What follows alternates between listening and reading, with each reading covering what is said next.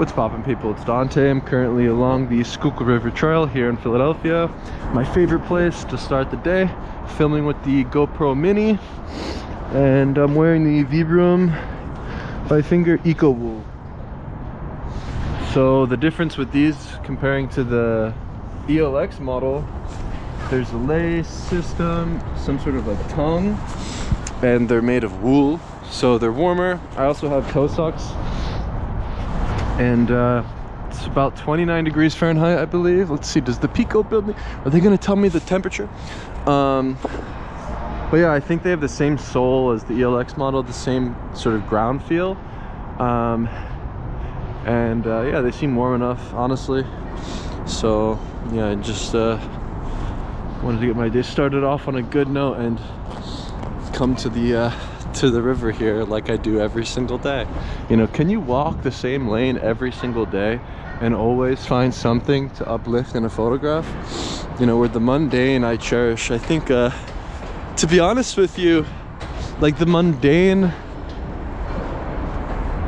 life of modernity is so funny. It's like almost just like comical to me. Good sun. It's like like modernity is so banal. It's just so predictable. Like when you practice street photography, I think like one of the superpowers of practicing street photography seems to be the fact that, you know, we're very keen with sort of pattern recognition, you know, just observing the different patterns that exist in both nature and especially human behavior on the street, where it seems that everything just happens on repeat, right? And when you walk the same lane every single day, you start to recognize these things. You know, you always see, you know, Sally smoking the cigarette with her two girlfriends outside of the office, you know, at the same time every single day at like clockwork. You know, you always see the same guy with the salad bowl, you know, with the same phone to his ear walking along. And like they're genuinely the same people, right? It's always the same character, it's always the same person standing in the same location every single day, and it becomes so predictable and kind of amusing when you are observing life as this bystander in an urban city like here in Philadelphia, where the patterns of everyday life are very, very easy to recognize. But to return to nature and to sort of embrace my childlike curiosity, hiking around trees and exploring here at the Schuylkill, you know, I find this novel experience in a very predictable world, actually. You know, where in nature I find this much more beautiful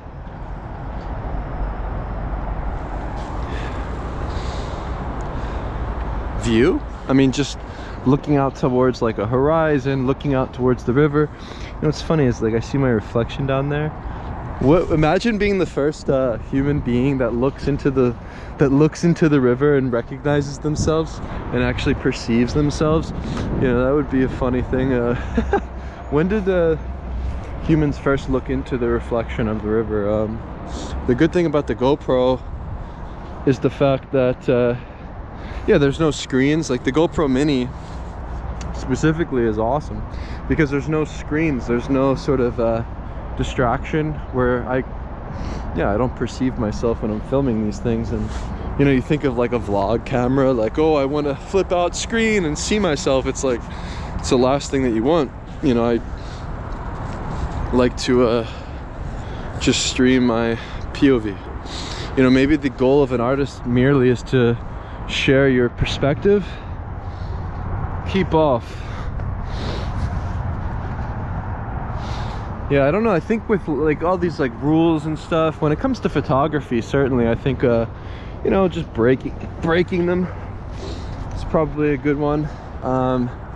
you know, what makes a good or bad photo, all these kind of things, you know, I think are pretty superfluous and not conducive to making anything interesting in terms of a photograph, right?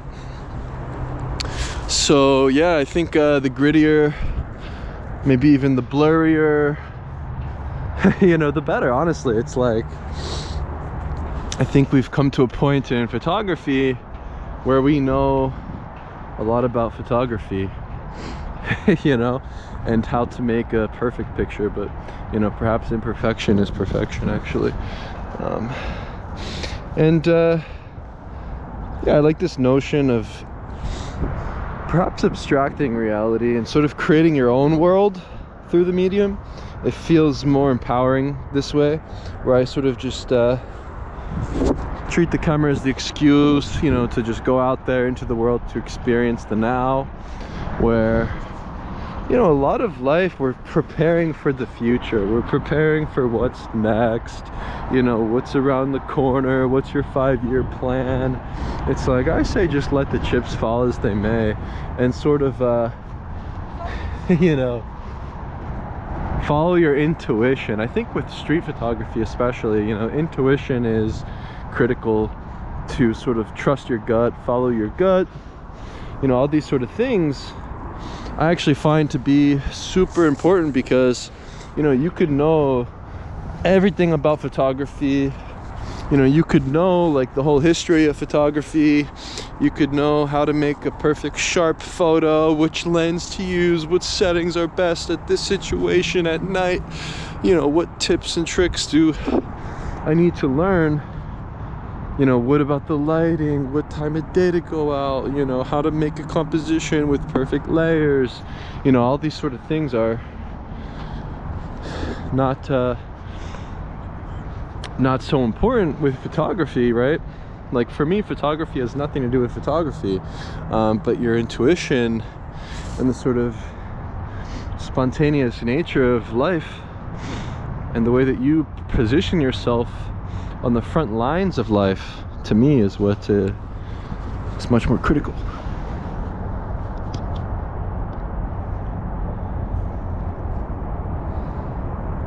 And so, cigarettes, yeah, I don't know. To me, when I see people smoking cigarettes, it feels as though it's the denial of life. I'm always reminded of the time I spent in Jericho, where this man, Hassan, was consistently smoking cigarettes. He had a breathing machine, and alas, is because of his, you know, habit of smoking. So I don't know, maybe it's not good to smoke, guys. But to me, the worst drug of them all, the worst drug, like the worst combination of drugs specifically, is alcohol, television, and sports. Like that trifecta is probably the worst combination of drugs. Just thinking of the Super Bowl Sunday that passed, it's like I don't even know who played in the Super Bowl. I don't pay attention to all this sports stuff. But just imagining, right, like drinking beer, watching men that are super strong doing these impossible things while you're sort of just passively snacking and eating and screaming at a screen. And a lot of the time people gamble and bet on these things, and it's just to me a really destructive drug. You know, I think honestly, the more I think about it, any amount of alcohol is just generally bad, because, you know, in the past I wouldn't consume alcohol so frequently, but certainly on the weekends, you know, over a year ago when I would travel to places, you know, if it was like the end of the day, I finished making my photographs, you know, I would have a beer. I would have a beer, you know, just sort of chill out, go through the Lightroom catalog, whatever, and not really think too much about it. But I think around during my trip in Rome, I think I had the decision, oh, let me just have one, you know, like I'll have a single beer, whatever it was, you know, I think it was just a beer or something. I was like, oh, let me try the Italian beer, you know, I remember liking these things. like I'm not even joking, like that one beer, I feel drunk. Like I don't know if I'm just like whatever they call it, like lightweight, whatever, but like having that one beer, I feel intoxicated, to be honest with you. And then the next morning I feel like you have to recover, like even from, I don't know, maybe it's just me, but just like one beverage, everything feels completely off, like, to be honest. Beautiful light. You know, just follow the light. I think with photography, ultimately we're painting with light, you know, playing with light and shadow and these sort of simple things. And so yeah, wherever the sun is, I will be. What is the best drug? Sunlight. For sunlight, genuinely, it seems to set your body in motion in a good way, where, you know, I get better sleep, I feel stronger, I get more energy or power from this thing. And yeah, it seems like this is the best drug. Sunlight, the supercharger that sets my body in rhythm. Alcohol being a destructive disruption. What is the real devil? Who's the devil? Where's the devil? The devil are any distractions. So, you know, just thinking of just phone use, internet, most things through a screen, right? These things completely distract and disconnect me, at least, even if it's just like a 30-second glimpse into a text message, an email or something. It just feels like it pulls me out of the flow of life itself. You know, I believe in this notion of just going slow, let life flow towards you. And as a photographer, you're sort of just there and prepared with a camera in hand, bearing witness to life itself. And yeah, I think actually soaking in all the details is critical. So, you know, going forward, you know, I think with photography, it's, to me, it feels much more liberating to not photograph with intention, right? So like intuition versus intention, you know, it seems like people get caught up with, you know, I want to make this project, I want to make these photographs that tell this visual story. You know, which photograph should I make next to tell the story? Do I need a wide shot, a tight shot? You know, do I need a portrait? You know, a detail shot? You know, how can I sort of weave together with intention a story about a particular topic? And honestly, I think that these ideas are very limiting, but to merely be open to whatever's directly in front of you without intention and photographing with intuition, we can maybe transcend this notion of what makes or breaks a strong photograph. Maybe a strong photograph is made by a strong photographer. So when I consider this, right, and I consider my approach to photography and, you know, what I've learned over a decade of photographing, traveling and making work, I feel as though it really is such a physical thing. You know, for me, photography, as much as it's, you know, this visual game, you know, creating order out of chaos, I believe that it is a physical pleasure. You know, when I consider fitness and I consider, you know, exercise, you know, lifting, whatever you want to call it, you know, I consider this leisure. So photography being a physical pleasure, you know, where you're merely moving your body through the world, recognizing the patterns, making sense of things. You know, where I look at life and think of making a photograph sort of like visual problem solving, sort of articulating the unknown,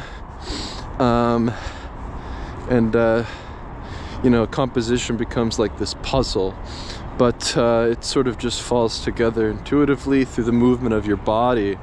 And the movement of your body, I think, is actually the most critical part, right? So stronger photographer, stronger photographs. Essentially, the stronger, physically stronger you become as a human being, the more motivation you will have to move your 2 feet, your legs, through the world. And the longer you can walk, the more that you will see. And the more that you will see, ultimately, the more that you will photograph. Hey, check out this bee hive thing. The honeycombs. And so, because of this, you know, I actually believe that physical strength and physical power, this is a much more interesting thing to consider when it comes to the question how to improve my photography. You know, I say forget everything you think you know, right? Like, don't think you know anything about photography has nothing to do with photography. I'm trying to make that a point where, you know, your physical ability and the motivation you have to move your two legs, to continuously propel yourself onward into the unknown, is, I believe, what will determine the strength of the photographs you create, where a photographer is responsible for positioning themselves on the front lines of life, right? Where the closer you get to the now and the moments that are fleeting in front of you, you know, the better that the photographs will be. It's much more interesting to me considering photography this way. It's very much a physical thing. You know, as much as you can know about the history and know about the composition and how to approach the medium technically or whatever, it really is irrelevant to me. So you know, I think that following your gut, your intuition, like these things are much more, you know, interesting, applicable, important, critical. Like, focus more on physical strength if you're looking to improve as a photographer, genuinely. You know, where, you know, strength, courage, curiosity, I believe are much more interesting to consider, right? You know, having a strong intuition, having the strength and courage to go out there, you know, remaining curious and sort of returning to this childlike state where genuinely you forget everything you think you know about the medium, about the world around you. And with every photograph you make, you're just asking questions, you know, you're just curious, like a child would be, like, what is this? Why? Sort of just raising the camera to your eye and pressing the shutter to see what reality will manifest to be in a photograph. And, you know, the more courageous, the stronger you are, the closer you will become to life in front of you, ultimately determining the result of your photographs. So just some thoughts about courage and strength and, you know, strong photographer, strong photographs. You know, I really do believe in these notions. I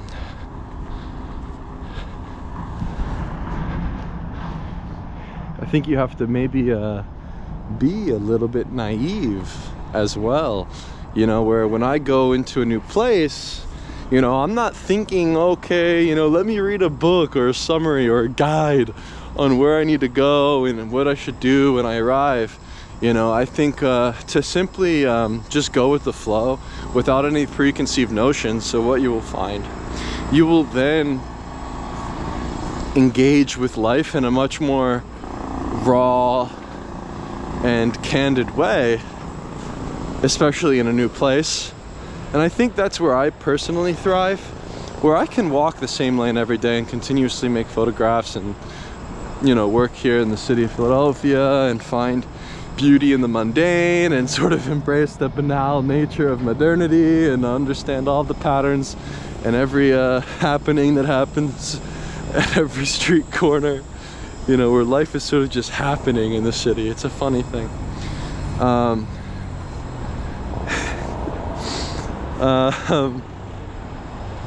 But to treat the world as like this open world, like the world is so open and there's just so much to explore and to see, like all of the different ways of life and the multifaceted complexities of other people and other places, I believe, is what most intrigues me. I consider my first time photographing seriously in the city of Baltimore, and how much this has helped my photography, really, because I was photographing in a city and in a specific neighborhood in Sandtown where there was not any photographers, right? There weren't even any people on the street.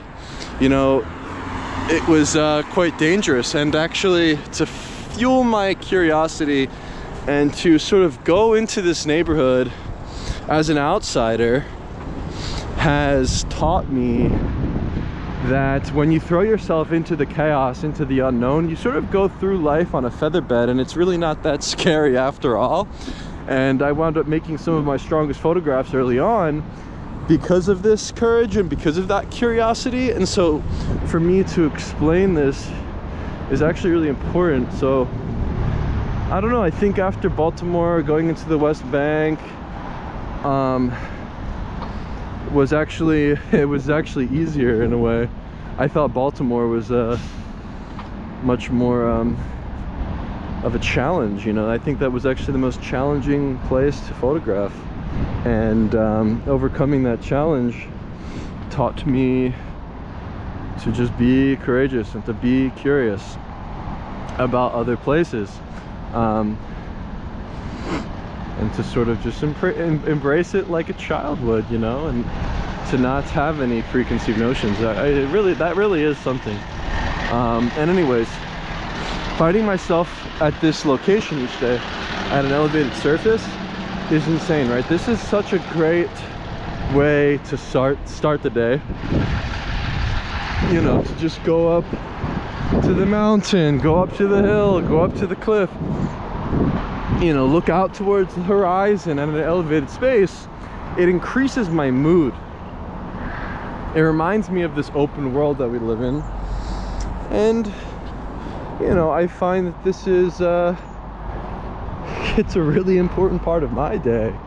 You know, I find that coming to this location, it keeps me sane, you know, because when you walk through the city and you're in the urban environment, you know, you got homeless people with knives in the tunnel of City Hall. You got people in the bathroom talking about wanting to kill others. And yesterday I was threatened to get killed just going into the Wanamaker organ, and you know, to listen to the organ. And you never know what can happen when walking through the city of Philadelphia.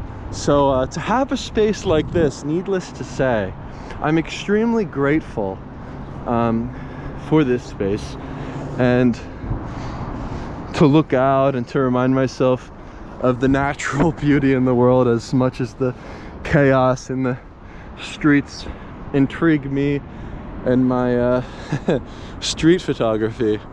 To return to nature, to come to the elevated space, and to find myself connected to the open world, to the trees, the breeze, the birds chirping, and to take it all in from a space like this, it's unlike anything. So I highly encourage, if you have a space near you that is an elevated surface, to make it a point to visit it each day, as a great way to get the day started. So yeah,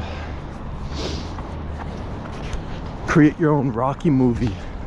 Da-da-da, da-da-da, da-da-da, da-da-da, da-da-da, da-da-da.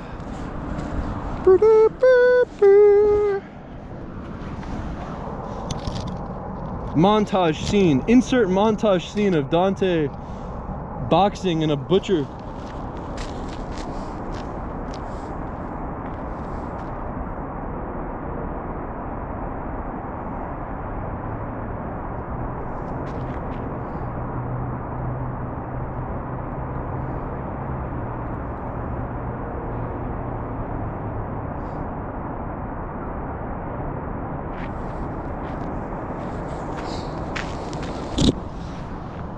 Thank God for Philadelphia's green spaces.